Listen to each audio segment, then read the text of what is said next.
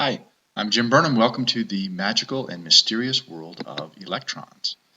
In our last chapter, we discussed the behavior of gases, and in this chapter, we're going to talk about the development of atomic theory and atomic models, and more particularly, how we think electrons are arranged in atoms. Electrons, after all, control the chemical behavior of atoms, and so how they're arranged is the most interesting thing we can talk about.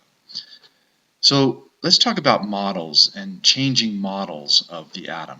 So far we've considered the atom as a dense nucleus of protons and neutrons surrounded by electrons. Now this is a simplistic model, but it explains many things, but not everything. So let's go a quick overview of the evolution of the atomic model. We start with John Dalton's model, sometimes known as the solid sphere or the bowling ball model. Basically, his idea was that all elements are made up of atoms. Every atom is identical. They can't be created or destroyed. Every element has atoms that are the same mass, and a different element will have an atom of a different mass. And these atoms, as different elements, will combine in whole number ratios to form compounds. Here's another summary of that same thing. Then Thomson came along with his cathode experiments and showed that atoms had negatively charged electrons, and so he conceived of the atom as electrons embedded in a positive sphere. This is sometimes known as the plum pudding model of the atom. But then Rutherford came along with his gold foil experiment and found that when he fired alpha particles, which are helium, at gold foil, most of them passed through without any deflection, but some bounced back with radical deflections. And so he realized that he had to change the idea of the model, that instead of a plum pudding, now he conceived the atom as an area of dense, very, very dense, small nucleus that was positively charged, surrounded by negatively charged electrons. But a question came up. If these are oppositely charged particles, then they're going to attract each other. So why don't electrons collapse into the positive nucleus? Why don't they just spin around and aren't they pulled right into the nucleus? So Bohr came along in 1913 and suggested that electrons have specific orbits around the nucleus of an atom, and that there are different energy levels to these orbits. So as long as an electron stayed within its orbit, then it wouldn't radiate energy, it wouldn't gain or lose energy. And this explained a lot of things. It explained, for example, the photoelectric effect, where electrons give off radiation, light, when they absorb energy. And that can be explained by moving up and down energy levels. As they move up, they absorb energy. As they drop back down, they emit energy. So here's another vision of Bohr's orbital model of the atom. Basically, the Bohr model of the atom conceives of electrons orbiting the positively charged nucleus in fixed electron shells. Now enter the cloud. Well, in 1920, another model of the atom was developed, and this posited that electrons don't orbit the nucleus like planets. Instead, electrons can be found anywhere in a cloud-like region around the nucleus. So we call this now the cloud, an orbital cloud. So here's a quick overview of the evolution of the atomic model. Here's Dalton's bowling ball, here's Thomson's plum pudding, here's Rutherford's dense nucleus, here's Bohr's orbiting energy shells, and after Schrödinger and others came along, we have this electron cloud model, which conceives of this as a three-dimensional probability cloud wherein the electron can be found. Now this is known as the quantum mechanical model of the atom. Yay, what a great big name. And basically it says that there are mathematical laws can identify the regions outside the nucleus where the electrons are most likely to be found. And the development and the expression of those laws happily are beyond the scope of this class. But it was Schrödinger who came up with a wave equation, and Heisenberg, famous for his Heisenberg uncertainty principle, that tells us that we can know where an electron is but not where it's going, or you can know where it's going but not where it is. And so this gives us the quantum mechanical model of the atom. And in this case, these overlapping shapes are the various orbital clouds, and as you'll see, they have different shapes. Some are spherical. Here's one that's spherical. Here's another one that's spherical. But then now you see these dumbbell-shaped orbitals, and we'll talk about those in just a second. But now the idea is that electrons, rather than orbiting like planets, they can orbit an entire area of probability. So this model, known as mechanical model or wave model, posits that the small, dense, positively charged nucleus is surrounded by electron clouds of probability. They don't define the exact path that the electron takes. It's just the area or the volume in which the electron is found most of the time. To describe the electron's behavior or likely location, we use 4 different variables. And these are known as the quantum numbers. And the first one, n, tells us the energy level. The second one tells us the shape of the orbital. The third one talks about the suborbitals. And the fourth one talks about spin. And we'll go through these rather quickly because we're not going to use them in great detail except when we talk about the periodic table.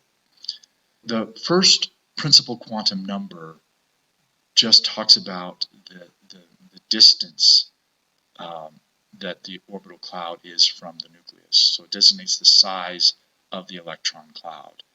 And the maximum number of electrons in each energy level is calculated by 2n1, where n is the energy level. So if you have an energy level of 1, then there are 2 electrons. If you have an energy level of 2, 2 squared times 2, then you have 8 electrons. Again, this is just showing us the principal quantum number is the distance. These are the energy shells as they get further and further away from the nucleus. And again, even though we draw these like orbits, we remember these are spheres. So these are concentric spheres, each one containing the spheres inside of it. So the second quantum number is known as the energy sublevels or subshells. So these would be considered shells, these would be considered subshells, and they have the following designations: S, P, D, and F. And these are going to designate the shape of the electron cloud.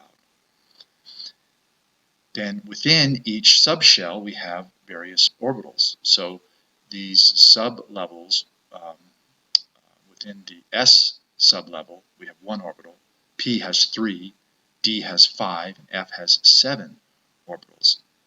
And each orbital can hold 2 electrons. So we'll see how this plays out.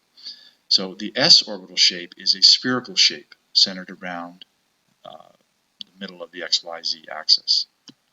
The P orbital shape is a dumbbell shape, and it is oriented along either the X or the Y or the Z axis.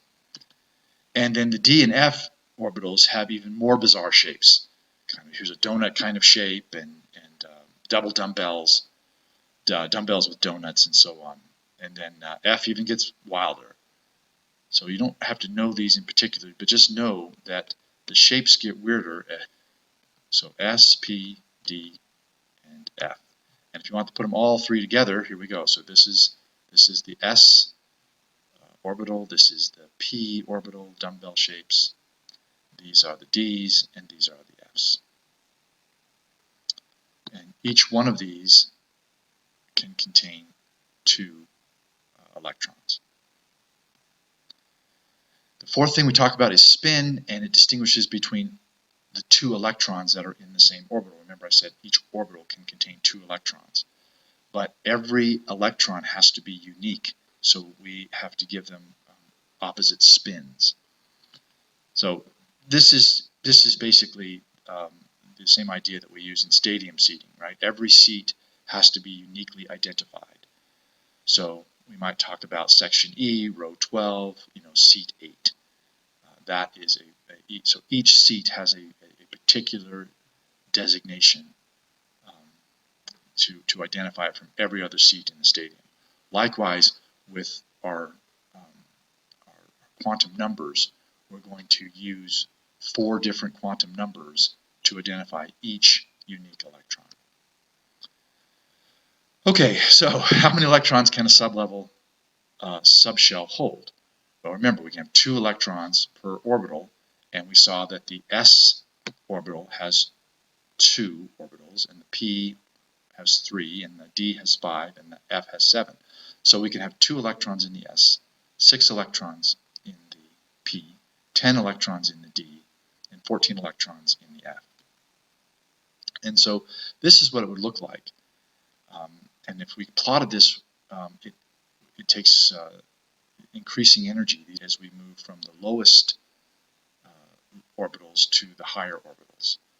And when we fill these with electrons, we're going to fill them one at a time.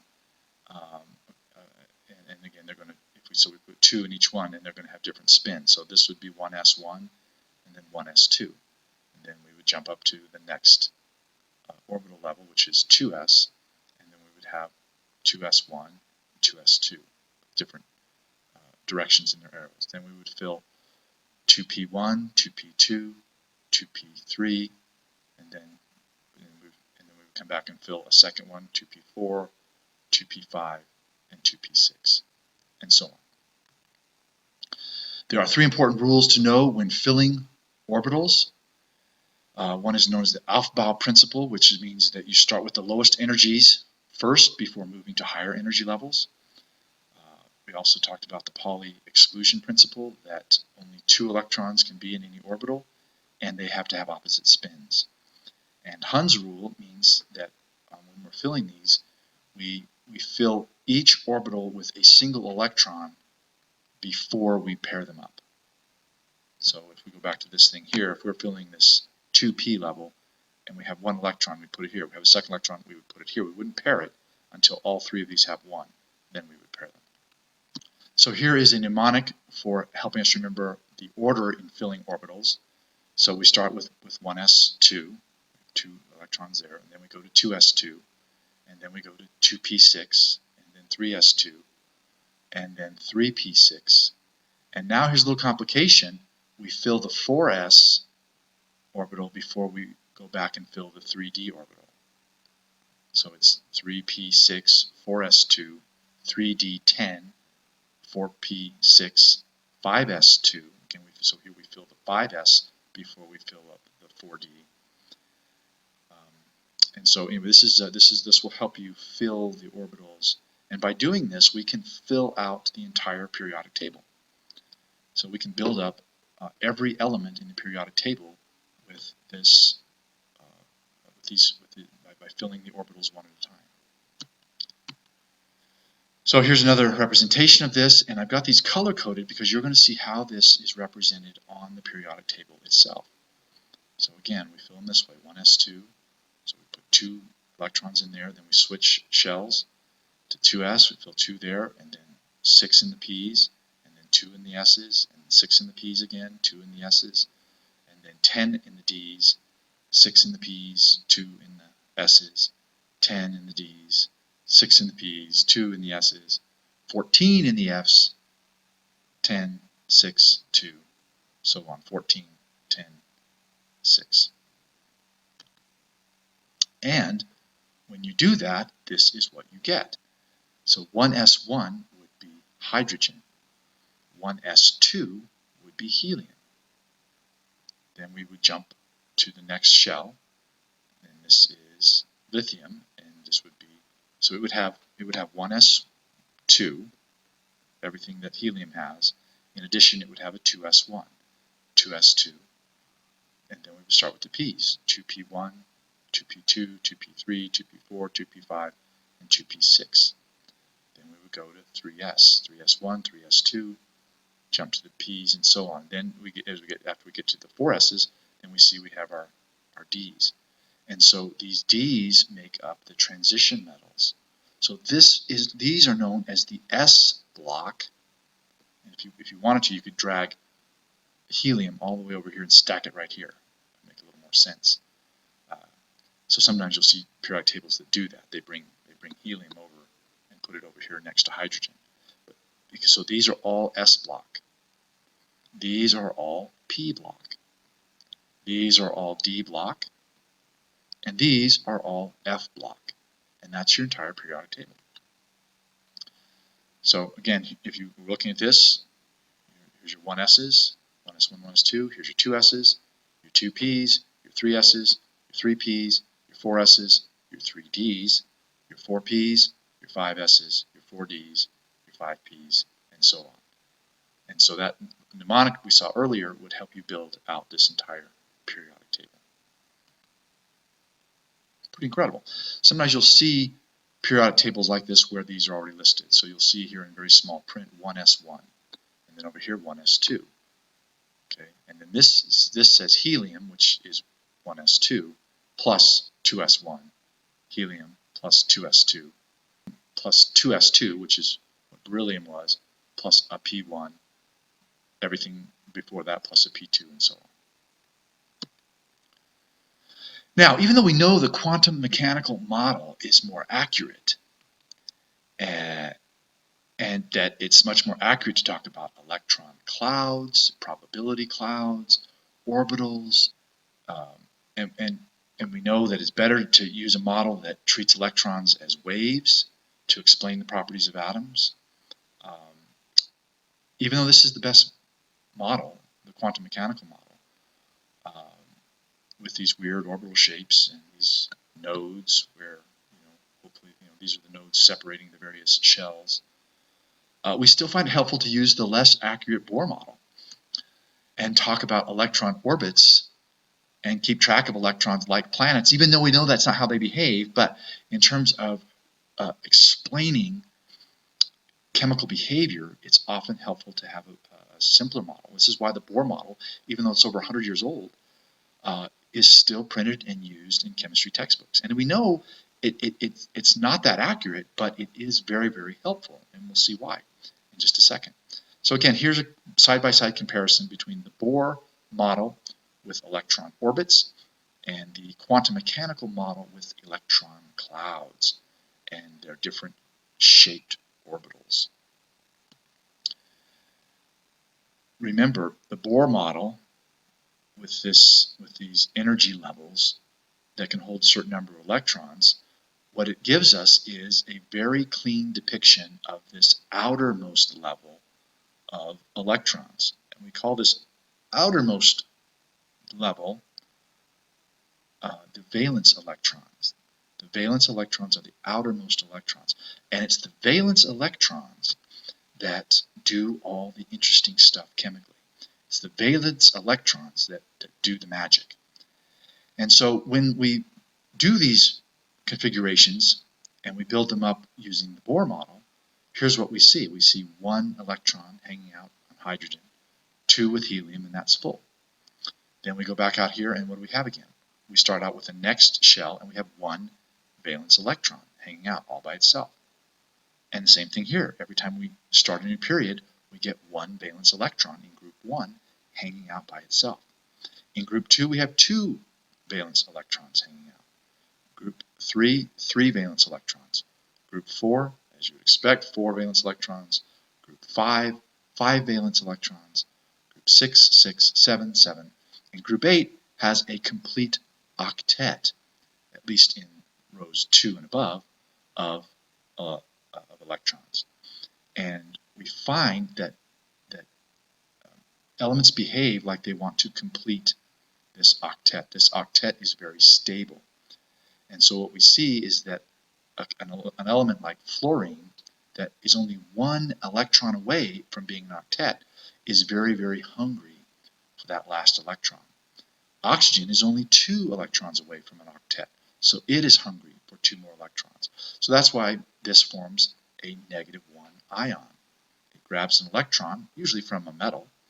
They're losers, they love to lose their electrons, and it gains it to form a complete shell, a completed octet. Oxygen wants 2 electrons, so it forms a -2 ion. Nitrogen forms a -3, grabbing 3. Carbon either grabs 4 or loses 4, depending on which way it's going to go. Boron wants to lose all 3 of these to get back to helium. Beryllium wants to lose 2 to get back to helium. Lithium wants to lose this last one to get back to helium.